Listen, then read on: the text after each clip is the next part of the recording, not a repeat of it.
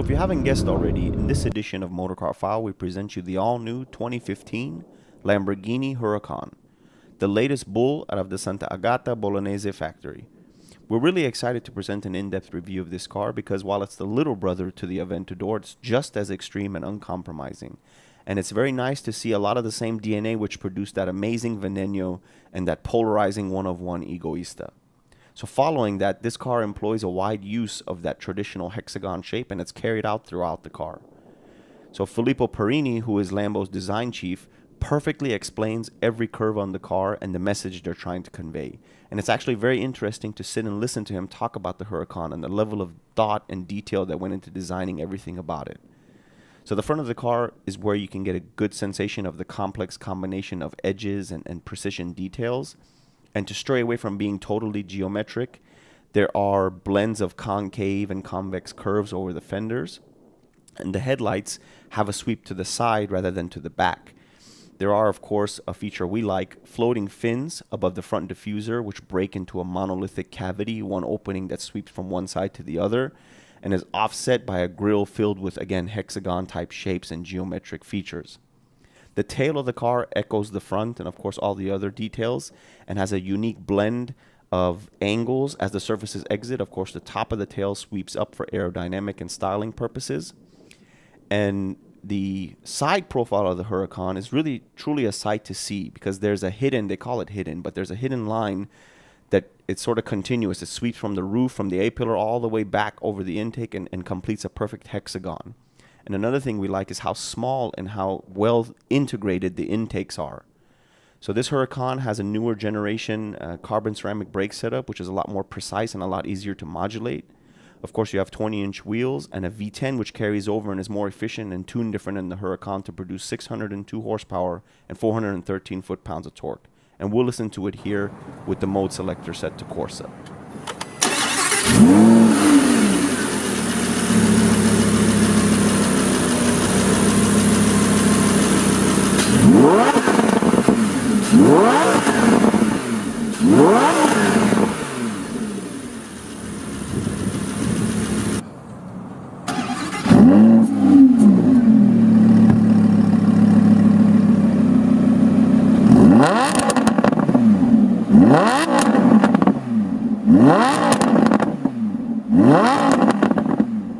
Before we get into the interior detail portion of the review, there are a couple of things to note. I think the first is that the misconception is that Lambo strayed away from naming this car after a bull and called it Huracán after a storm, which is not the case. Huracán was a fighting bull. It was a Spanish breed of bull that went undefeated a long time ago, 1870s or something. So it's well deserved to have a Lambo, brand new Lambo named after it. The other thing is that while this car has launch control, it's called thrust mode, and there's no button for it. You just turn off the traction and put the mode selector in Corsa, hold the brake, and mash the gas. But we'll get into everything in detail. An exciting opportunity. Here we go. Here's the new key. So if you're familiar with Audi, you're familiar with this key, except that obviously the Audi won't have this gorgeous Lamborghini logo embedded into the polished metal portion. And of course into the handle portion, an embossed Lamborghini logo here. So it's a gorgeous new key, but very similar to an Audi key, almost identical. So you have lock, your trunk compartment in the front, and unlock here. And something cool about the Huracán, it is push button start, so you don't have to have the key into an ignition. But when you push unlock, the door switch blades out for you to open. Now, in the case of an emergency, the valet key, you can remove the valet key with this button, and you can actually remove this piece here and insert the valet key to open the car. It is truly a magnificent machine all around. I mean, it's the most exciting supercar we've ever tested just because it's so easy to drive, it's so ergonomic, and we'll talk about all of that. So here in the door panel, you get a gorgeous Alcantara inlay with a gloss black finish around the door handle. And this car has contrasting stitching which matches the orange calipers on the carbon ceramic brakes. So that's a gorgeous feature. Really, really nice touch here. And something odd that we noticed, I don't know if it's odd, it probably has some design purpose, but this little tab wedges into this slot here on the door sill. So that's pretty unique. Haven't seen that before. And you get a gorgeous metal door sill with the Huracán, geometric Huracán logo there. And let's get in and start her up. So startup procedure is pretty easy. You put your foot on the brake and you lift this fighter jet inspired switch cover and push start. And we have ignition. There is storage over here behind the steering wheel, behind this panel. So for now I'm going to stow the key there. And we are right now when the car starts, so you have this gauge layout. So we'll start with the gauges. You can switch the way these gauges look with these buttons here. You have your lap timer and instrument cluster menu button here that will take you through your trip information, next service due, battery, average speed, max speed, and lap times. And you can cycle through that with this button here. But you can lay out by default, when we pick this car up, by default starts with this layout, but if you hold this button down, you can switch that layout to full navigation. What they say full navigation means that right now it's in radio, but if I switch it over to navigation, I'll show you how to do that here in a second. You'll get a full display of your navigation. Of course, you still get a speed gauge here. You also have a more dynamic layout, which is just your gauges. So just your tachometer, your speed. And an interesting feature, you can switch these around so that this shows your speed and this shows your revolutions per minute or your RPM. And the way you switch between those is by holding the up button of these three switches. So if I hold this again, it switches back into RPM and gives you your speed there on the bottom right hand corner. We're going to switch this back into the mode that it was when we picked the car up for the owner. But you can, it's very interesting, you can cycle through that. And because of the way everything is laid out now, you don't have a separate navigation screen. It's now integrated into this 12-inch TFT screen here. And during daylight, during nighttime, it's very clear. So we'll talk a little bit more about that in a second. Back at the door panel, so you have your door function here, regular door. It's not like the Aventa door. Door opens traditional. It's not a scissor door setup. You have unlock, lock, and the controls for your mirror. You have heated mirrors, retractable mirrors, and fully adjustable driver and passenger mirrors, and everything you can just rotate and move around. A little bit forward to that, you have your switches for your headlight. So you have your auto headlight function, daytime running lamps, your headlights themselves, your rear fog light, and your instrument cluster brightness here, all laid out very fighter jet inspired and very gorgeous and very, very tactile to the touch. So that was a real impressive piece for us. So just below the headlight switches, you have your control for your front trunk compartment in your rear engine bay. So you can open those with these buttons here. You have gorgeous metal finish foot pedals. And just to the left of that, you have this big geometric speaker cover in the door panel. So everything echoes this sort of geometric look, lines, angles everywhere. And you can see that all of the vents have this geometric look. Features on the outside have that geometric look. Lots of ostentatious angles and lines everywhere. But the beauty of this car is that it's just so ergonomic inside and so easy to drive. So coming over back to the center panel, we'll talk about the switches laid out here at the top. You have your window switch, driver window switch, passenger window switch. You have your front bumper lifter, so in case you're on a ramp, you don't want to scrape anything, you have your bumper lifter here. You have the traction control system, stability system, ESC on, off. And this is how you get into launch control, is by turning this off. You have your hazard lights and your camera system, your parking sensor system. So this little screen here right now is showing information about the car, oil pressure, oil temperature, and battery. However, just below these switches you have the climate control. With the climate control, this screen will relay what you're doing other than showing these gauges. For example, if I push the fan button, it'll switch over to the fan speed, and I can turn that up and down to switch the fan speed of the AC. Similarly, once it goes back into gauges, if I push this button down, it'll give me the temperature and I can turn the temperature. So respectively, whatever you push in the climate control will reflect here on the screen to tell you what you're doing. So everything has a very ergonomic side. Obviously, that's credit to Audi for handling all of that. So you have your heat seater, your seater heat right here. So like the passenger, the driver has 3 settings for the heated seats. The passenger has 3 settings for the heated seats. You have your rear defrost, your air circulation, and your automatic mode. It's odd to say the manual says to leave the AC in automatic mode with a temperature of around 72 degrees, and that's the assumption is the cabin will always be comfortable. So just below the climate control function, you have the controls for the multimedia system, which if you're used to Audi, this should be very familiar to you. You have two knobs, right and left. This is your main navigation, and this will do your volume, your track forward, track back, and anything to do with the stereo, the radio, media, whatever, is going to be on this side, including the tone on off. And this will navigate everything else, your navigation, your menu, car settings, info, and telephone. And let's go through a little bit of that navigation now. So for example, I push menu here. When I push menu here, the main menu appears here in my TFT display. So that's the main menu when you push home, basically, for example. So you have these 4 buttons here, the top left, top right, bottom right. Those correspond to options if available up here. Top left, top right, bottom right. So for example, right now, the options I have is time and setup.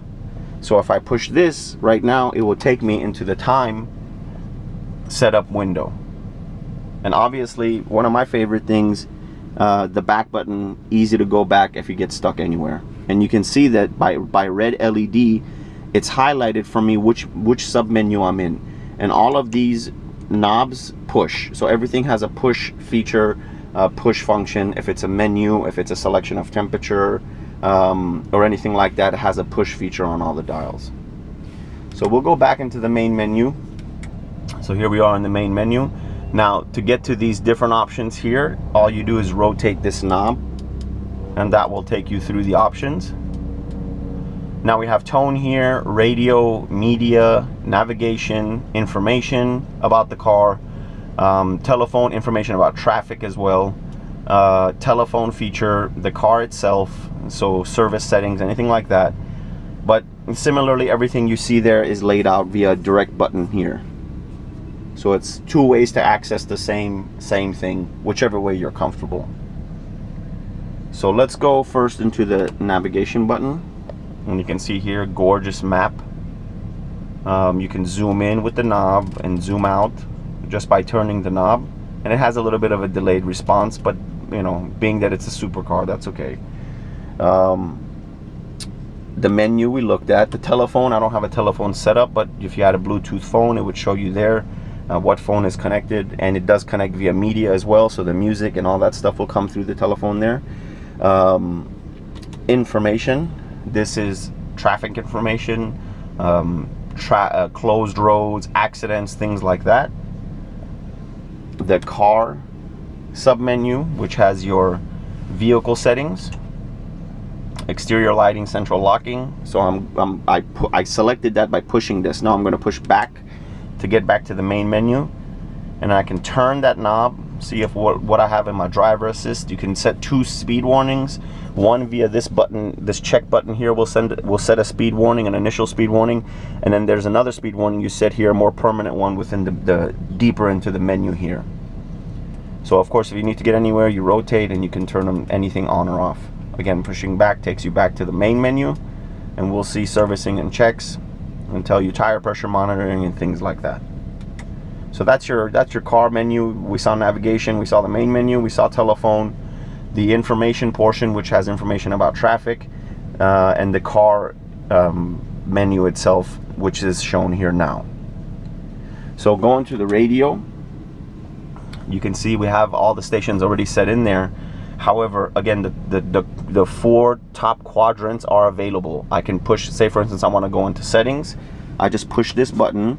The red LED indicates that now we're in that submenu, which is the settings. I can push the bottom left button and it'll switch to functions.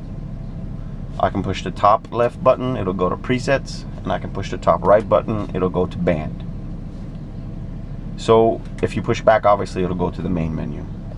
Media, I don't have anything connected, no phone, nothing connected via Bluetooth, nothing connected via USB, so there's nothing's going to be shown there. However, if you had anything to connect, you have a USB cable connection here, interface for the old iPhone cable, and they have another one for the newer iPhone cable you can buy separate. But your USB connection here, you do have your CD insert slot here with memory card insertion slots. So you do have other available options for the media portion of the infotainment. And of course, if you push tone, you have all of the functions for your bass, treble, and all that good stuff. So if you're familiar with Audi, all of this stuff will be second nature, because it's literally just like an Audi. So below the infotainment, you have the start stop switch.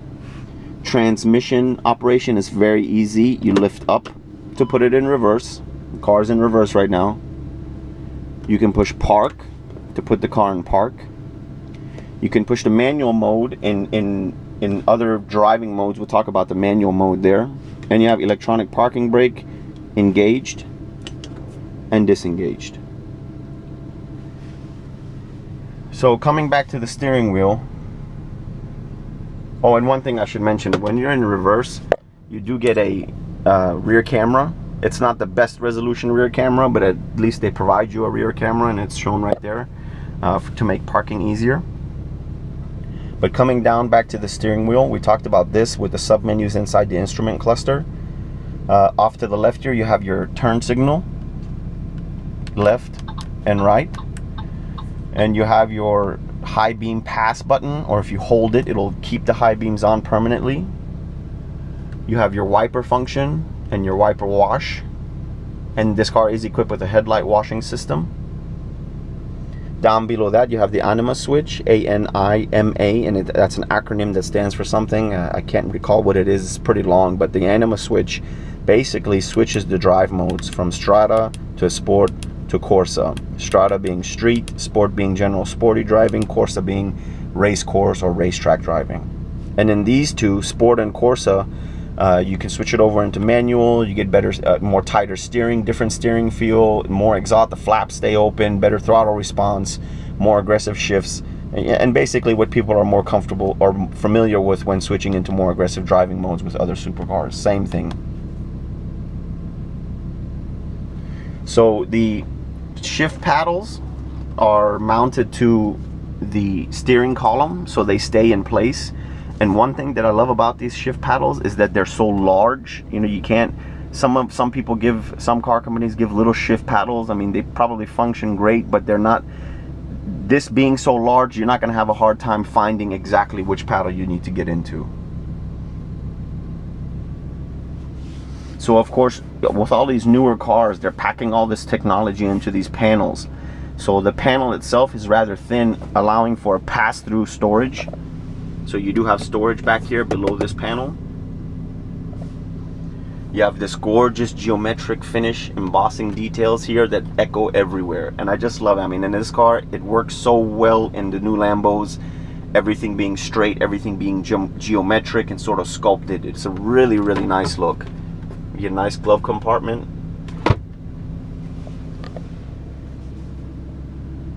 And so what we'll do here is go into the passenger compartment, look at the front trunk, see what we can put in there, what kind of space that has.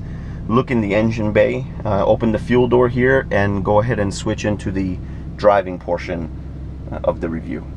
So we'll open the front trunk here, we'll open the engine bay, we will unlock the door to make sure the fuel cap stick will open. So traditional to Lamborghini, you get the firing order, ignition order, get a gorgeous X-brace. And here you can see the combination of carbon fiber and aluminum back here in the rear bulkhead.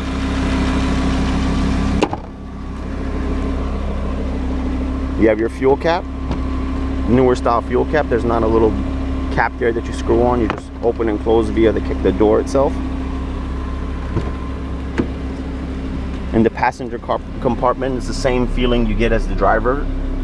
You do have side airbags here, near knee airbags.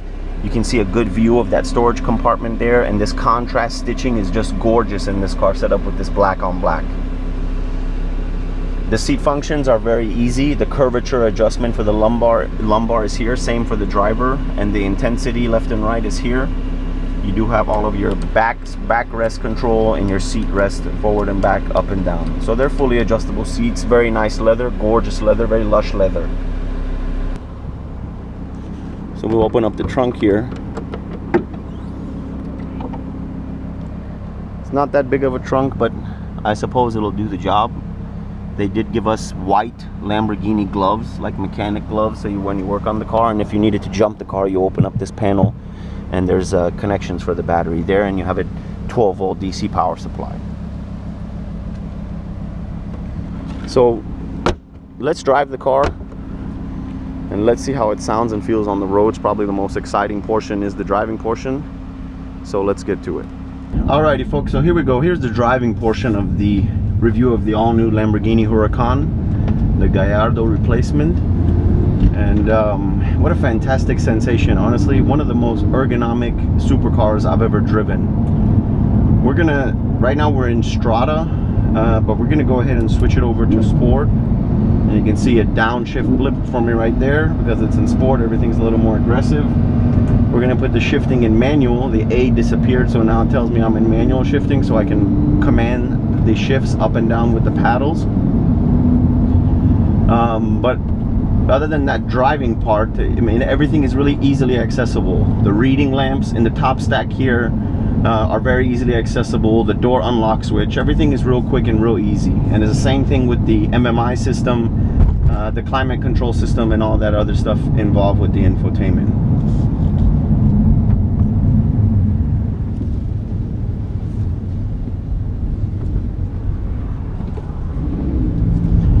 So you have 602 horsepower, 413 foot-pounds of torque. You get max horsepower at 8,250 RPM, max torque at 6,500. There is just absolutely wild performance numbers, 0 to 60 in under 3 seconds. I read Car and Driver did it in 2.5 seconds. I mean, that puts it in Aventador and Veyron territory. But the odd part is the Dr. Jekyll and Miss Hyde sort of personality, right? You know, when you're going in Strada and everything's in automatic and the suspension is in soft, if you didn't know outside was that ostentatious Lamborghini wedge shape, you would think you're driving any other car. It's just that comfortable and that easy. But you give it a couple of downshifts,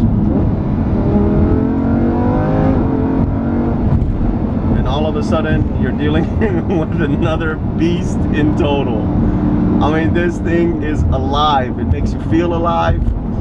The comfort in it, the comfort meaning the confidence behind making it go fast, is just amazing. I mean, you can get all of that extravagant Lambo performance, or you can calm down and drive cool and comfortable like you were in a luxurious Audi, which you really are in a luxurious Audi. It's important to note that the only thing that carried over from the Gallardo is the V10. It's a little more, obviously a little more powerful here. They have some new fuel system. It has a beautiful Italian acronym, Lamborghini Direzione. So I mean, it's a beautiful name to say that it's more efficient, more fuel efficient, and more powerful. You do get crossover, big time crossover from the R8 in the double clutch, which is known as the LDF, I believe, the doppio frizione. In this car's first Lamborghini with a double clutch, and it works absolutely amazing in this car. I would imagine it would be doing the same thing in the R8, but the way it's tuned in this car is just fantastic. Quick shifts, I mean, you don't notice the shifts. You get no power loss, no torque gaps, and the finesse between each gear is just amazing. So I mean, all around, they did a fantastic job with this car. I mean, we've reviewed basically every single supercar so far, popular ones, the F12, the 458. We have yet to do a 650S, but we did the MP4. And all of those cars, you felt you were in a supercar the whole time. By the way, the ergonomic work, everything else, sort of, you feel like I'm in a supercar. This is the first car, my favorite smaller supercar so far, that you don't get that. You can turn it on and off. When it's off, it's just beautiful. It's just a dream. When it's on, it has all your attention. It's amazing, just breathtaking, just breathtaking.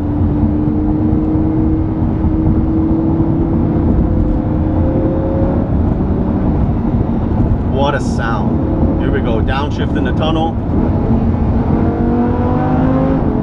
It feels planted.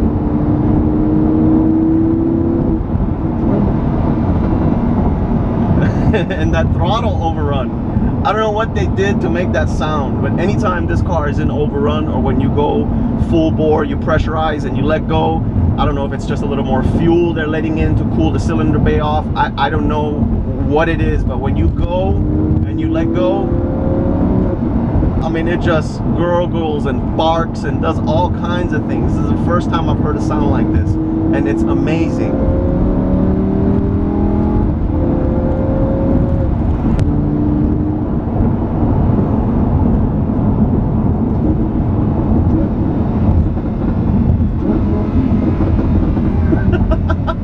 Those sounds, you can't get used to it. Every time it does it, it's amazing. I'll tell you though, until the twin turbo 458 comes out, this has to be the king. I mean, just by the way it drives, the looks it gets, the new approach Lambo is using with the Aventador in this, all angular, all geometric. I mean, this really is a forward look into how supercars are going to begin to look, and it's just amazing. And I'm so happy that we got an opportunity to review this car and bring it in detail. So here we go again.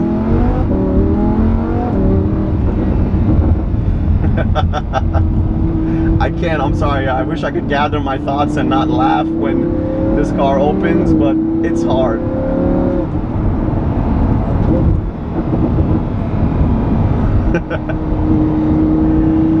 So as we wind the review down here and conclude, we just want to thank you for joining us, watching this review. Let us know what you think. Comment, subscribe, and follow. We're everywhere at or / Motorcar File. Thanks again, and let us know what you want to see in the future.